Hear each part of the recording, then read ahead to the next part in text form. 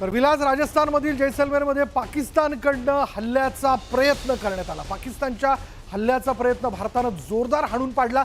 भारतानं पाकिस्तानचे ड्रोन पाडलेत आणि या पाकिस्तानच्या हवाई ड्रोन हल्ल्याची दृश्य न्यूज 18 लोकमतच्या कॅमेऱ्यात कैद झाली आहेत। तर पाकचे ड्रोन पाडतानाचे आमचे प्रतिनिधी त्या ठिकाणी उपस्थित होते, त्यांनी या संदर्भातला आढावा घेतला। पाकिस्तान को मुंह तोड़ जवाब दिया जा रहा है, तैयारी पूरी है और जिस तरीके से पाकिस्तान कायराना हमले कर रहा, हरकतें कर रहा, उसको देखते हुए बॉर्डर इलाकों में राजस्थान के अंदर खासतौर पर कड़ी सुरक्षा के साथ में कंप्लीट ब्लैकआउट किया गया। रात 9 बजे से इस वक्त मैं जैसलमेर में हूँ। जैसलमेर की तस्वीर देखिए कि इस वक्त आपको सोनार फोर्ट के सामने लेकिन नजर नहीं आएगा, पूरे शहर के अंदर ब्लैकआउट कर दिया गया इस वक्त। और अब ये सुबह 4 बजे तक रहेगा। सिर्फ जैसलमेर ही नहीं, बाड़मेर, बीकानेर, श्रीगंगानगर, फलोदी और जोधपुर के अंदर भी ब्लैकआउट रहेगा, जिससे कि दुश्मन किसी तरीके का यहाँ पर हमला करने की हिम्मत नहीं कर पाए। और इसके अलावा खास तौर पर आप देखिए कि किस तरीके से, ये देखिए कि यहाँ जो जिस तरीके से नजर आ रहे हैं, यहाँ पर ये जैसलमेर, ये जैसलमेर के आसमान में आप देखिए कि किस तरीके से, शायद ये ड्रोन हो सकते हैं। आप देखिए कि किस तरीके से जैसलमेर में, आप देखिए कि किस तरीके से यहाँ पर लगता है शायद ड्रोन है, ये ड्रोन अटैक की कोशिश है, ऐसा लग रहा है। कहीं न कहीं लग रहा है जिस तरीके से धमाके हो रहे हैं यहाँ पर। ये तस्वीरें अपने आप में न्यूज 18 इंडिया के कैमरे से देखिएगा आप किस तरीके से लगातार एक के बाद एक, ये देखिए कि ये जैसलमेर में शायद लगता है लगातार हुआ, ये लगातार फायरिंग हो रही है। देखिए कि इधर ये गन शॉट फायरिंग है। तर अतिशय धैर्यानं आपले रिपोर्टर्स रात्रभर हे सगळं रिपोर्टिंग करत होते फील्डवरून, त्या बॅटल फील्डवरून हे रिपोर्टिंग करत होते, जेव्हा की त्यांच्या आजूबाजूला हे बॉम्बगोळे तोफा धडाडत होत्या आणि एकीकडे भारतीय लष्करानं पाकिस्तानच्या हवाई हल्ल्याला चोख प्रत्युत्तर दिलं, तर दुसरीकडे भारतीय सीमा सुरक्षा दलानं पाकिस्तानच्या दहशतवाद्यांचा घुसखोरीचा प्रयत्न हाणून पाडला। जम्मू काश्मीरच्या सांबा सेक्टरमध्ये पाकिस्तानी दहशतवादींना रात्रीच्या सुमारास घुसखोरी करण्याचा नापाक प्रयत्न केला। मात्र भारताच्या सीमा सुरक्षा दलाच्या जवानांनी केलेल्या कारवाईत अनेक दहशतवादी ठार झाल्याची माहिती सूत्रांनी दिली आहे। त्याच्यामुळे एकीकडे हवाई हल्ले अपयशी ठरले, दुसरीकडे जमिनी स्तरावरती LOC वरती जोरदार त्यांनी शेलिंग केलं, तर तिसरीकडे दहशतवादी देखील घुसवण्याचा त्यांचा प्रयत्न होता, पण तो देखील भारतीय सैन्यानं हाणून पाडला। पाकिस्तानने सीमा भागात आगळीक केली आहे। या आगळीकीला भारतानं जोरदार प्रत्युत्तर दिलं। पाकिस्तानकडून कुपवाडामध्ये मोठ्या प्रमाणात गोळीबार करण्यात आला। जम्मू काश्मीरच्या अखनूर आणि राजौरी भागात पाकिस्तानकडून गोळीबार करण्यात आला आणि भारताकडूनही या हल्ल्याला जोरदार प्रत्युत्तर दिलं गेलं। आणि यातनं पुन्हा एकदा भारतीय सैन्यानं हे चोखपणे सांगितलेलं आहे, सणसणीत चपराक दिलेली आहे पाकिस्तानच्या चेहऱ्यावरती की आम्ही तुम्ही केलेल्या कोणत्याही हल्ल्याला घाबरत नाही आणि ठामपणे उभं राहून आम्ही त्याला उत्तर देऊ शकतो। आणि पाकिस्तानला देखील हे कळालं असावं, किती प्रयत्न केला तरी आपण यशस्वी होऊ शकत नाही। भारताच्या हल्ल्यानंतर आता पाकिस्तानचे तुकडे पडणार हे जवळपास निश्चित दिसतंय। त्याचं कारण आहे बलुचिस्तानमध्ये तिथल्या लिबरेशन आर्मीनं आता उचल खाल्लेली आहे। पाकिस्तानच्या सैन्याच्या चौक्यांवरती त्यांनी हल्ले करायला सुरुवात केली आहे। तसंच गॅस फील्डवर त्यांनी हल्ला केला। ही घटना म्हणजे बलुचिस्तानच्या स्वातंत्र्याकडे टाकलेलं एक महत्त्वाचं पाऊल मानलं जात आहे। पाकिस्तानच्या कुरापतीला उत्तर देताना भारताने आक्रमक भूमिका घेत पाकिस्तानवर हल्ला केला। लष्कर, नौदल आणि वायुदलाने संयुक्त कारवाई करत पाकिस्तानला पूर्त नामोहरण केलेलं आहे आणि त्यामुळे पाकिस्तान कोंडीत सापडलेला असताना बलुचिस्तानमध्ये ही बंडखोरांनी तोंड वर काढले। त्यामुळे या सगळ्या चौबाजूने वेढलेल्या पाकिस्तानमध्ये स्वतंत्र बलुचिस्तानची मागणी जी आहे ती या हल्ल्याच्या माध्यमातून पुन्हा एकदा प्रभावीपणे बलूच लिबरेशन आर्मी मांडताना दिसते।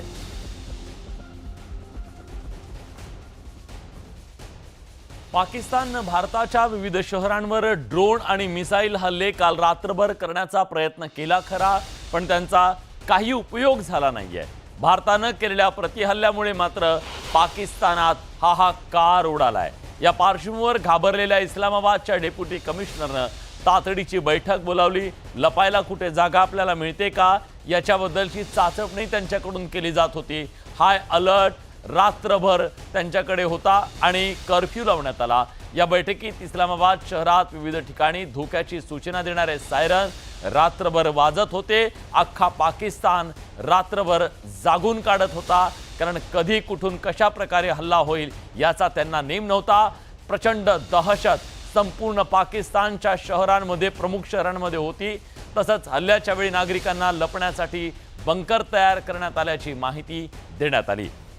यावरनं पाकिस्ताननं भारतीय लष्कराची किती धास्ती घेतली आहे हे उघड झालेलं आहे। त्याच्यामुळे आता कुठेतरी सुरक्षित ठिकाणी जाऊन लपावं हा देखील पाकिस्तानी नागरिकांचा आणि तिथल्या अधिकाऱ्यांचा असेल किंवा लष्करातल्या देखील काही अधिकाऱ्यांचा प्रयत्न असल्याचं कळतंय। पाकिस्तानने भारतावर केलेल्या हल्ल्याचा भारताकडून जोरदार उत्तर देण्यात आलेलं विलास आणि भारत पाकिस्तान तणावाच्या पार्श्वभूमीवर दिल्लीतील इंडिया गेट रिकामं करण्यात आलं। सुरक्षेच्या दृष्टिकोनातून प्रशासनाच्या वतीनं हा निर्णय घेण्यात आलेला आहे। केवळ हेच ठिकाण नाही तर गुप्तचर यंत्रणांच्या वतीने ज्या ज्या ठिकाणांच्या बाबतीत अलर्ट देण्यात आलेला होता ती ठिकाणं देखील रिकामी करण्यात आली आणि आणि आजचा दिवस सुद्धा अतिशय महत्त्वाचा असणार आहे। आपण सगळ्या प्रेक्षकांना आपल्याला सांगूया की आज या सगळ्या पार्श्वभूमीवरती, या अशा तणावाच्या पार्श्वभूमीवरती आपण सगळ्यांनी सुद्धा एक सैनिक बनून आपलं कर्तव्य पार पाडलं पाहिजे। कुठल्याही अफवांना बळी पडायचं नाहीये। त्याचबरोबर जो प्रोपोगंडा पाकिस्तानकडून राबवला जातोय, मिस इन्फॉर्मेशनचा भडीमार केला जातोय, त्याला बळी पडायचं नाहीये आणि ती माहिती पुढे पसरवून त्यांच्या त्या नेरेटिव्हला किंवा त्यांच्या त्या प्रोपोगंडाला हातभार लावायचा नाही। आपण सुद्धा एक सामान्य नागरिक म्हणून तातडीनं कुठे एखादी घटना घडली तर जखमींना हॉस्पिटलपर्यंत पोहोचवणं असेल, स्वतःची सुरक्षा करणं असेल, या सगळ्या गोष्टी आपल्याला करायच्या आहेत। कारण ही लढाई आज जात पात धर्म भेदभाव या सगळ्याच्या पलीकडची आहे। आपल्या विचारधारा पक्ष या सगळ्याच्या पलीकडची ही लढाई, कारण आज भारत एकीनं लढतोय आणि तिकडे पाकिस्तानमध्ये मात्र पायात पाय लाथाड्या आणि बेकीचं दर्शन आहे। ही लढाई आहे विलास दहशतवादाच्या विरोधातली आणि ही लढाई आहे त्या सगळ्यांसाठी ज्यांना आपण या दहशतवादाच्या संबंधित कारवायांमध्ये गमावलं। त्यामध्ये आपली कोणी बहीण असेल, आई असेल, भाऊ असेल, वडील असतील, 26 अकराचा हल्ला असेल किंवा यापूर्वी सीमेवरती देखील जे पाकिस्तानकडनं हल्ले करण्यात आले त्यात आपण आपले अनेक सैनिक गमावले आणि अर्थात पहलगाम हल्ल्यामध्ये आपण आपली जवळची माणसं गमावली, त्याला देखील हे उत्तर आहे। त्यामुळे या लढाईमध्ये आपण एक सिटीजन सोल्जर अर्थात एक नागरिक सैनिक म्हणून आपल्या लष्कराच्या बरोबरीने उभं राहणं फार आवश्यक आहे। खरोखर आहे, कारण ते काल आणि आत्ता आणि यापुढे सुद्धा सीमेवरती आपला प्राण तळहातावर घेऊन आपल्यासाठी लढतायत। त्यामुळे सॅल्यूट त्यांना। भारत आणि पाकिस्तानमध्ये प्रचंड तणाव वाढला। या पार्श्वभूमीवर अमेरिकेनं भारत आणि पाकिस्तानच्या मंत्र्यांना फोन केला, परिस्थिती चिघळून न देण्याचं दोघांना आवाहन सुद्धा केलं।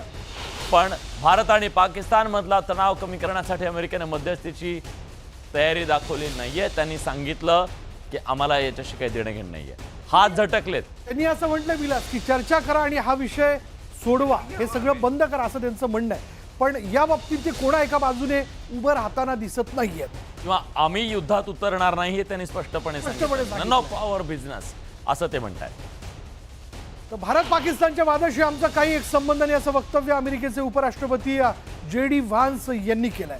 तर आम्हाला खात्री आहे की अणुयुद्धाची वेळ येणार नाही असंही त्यांनी म्हटलेलं आहे। एक प्रकारे ज्या पद्धतीनं पाकिस्तान सातत्यानं अमेरिकेनं आपल्यावर दबाव आणावा याच्यासाठी प्रयत्न करत होतं, त्यांचा हा प्रयत्न फोल ठरला आहे आणि आता एक प्रकारे अमेरिकेनं सुद्धा ग्रीन सिग्नल दिलेला आहे। ही लढाई अणुयुद्धापर्यंत जाऊ द्यायची नाही, पण आम्ही याच्यात पडणार नाही।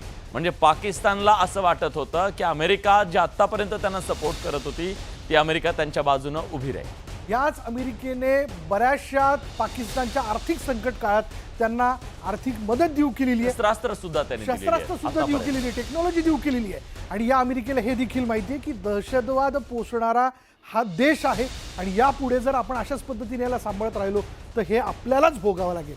खरंय, भारत पाकिस्तान वादात आम्ही पडणार नाही, दोन्ही देशांच्या वादावर नियंत्रण ठेवू शकणार नाही, दोन्ही देशांच्या वादामध्ये आमचा काही संबंध नाही, आशा करतो की अणुयुद्ध होणार नाही, अशा शब्दात अमेरिकेनं आपली भूमिका मांडली।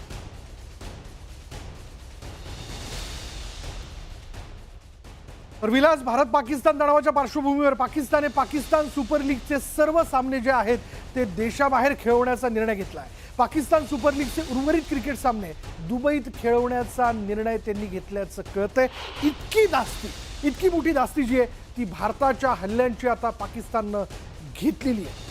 आणि तरीही पाकिस्तानकडनं परवा असेल काल असेल त्यांच्याकडनं हल्ले केले जात होते आणि हे हल्ले आपण सगळे परतावून लावले. तर पाकिस्तानच्या या आगळीकीच्या बद्दल आता सर्व स्तरातून निषेधाचे सूर उमटू लागलेले आहेत.